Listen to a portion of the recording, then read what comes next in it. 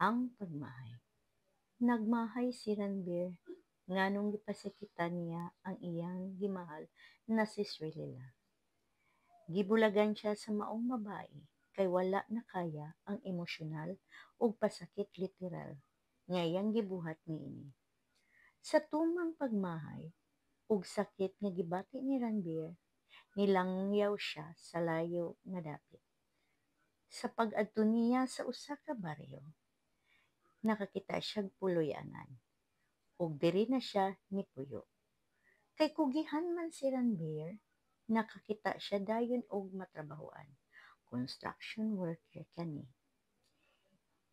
Nilabay ang duha ka tuig, nihinay-hinay na nanumbalik ang kasing-kasing nga naghilak og nagmahay na si Ranbir.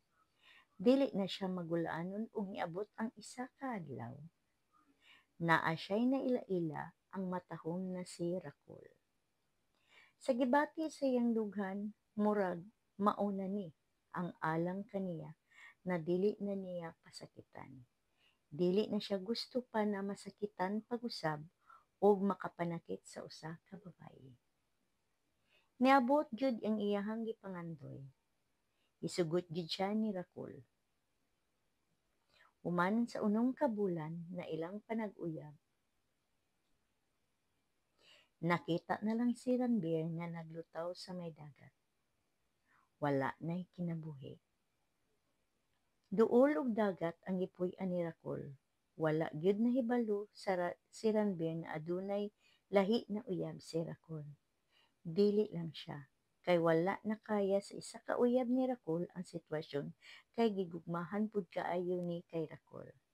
Gibunalan og sagwan sa bangka si Ranbir hangtod namatay kini.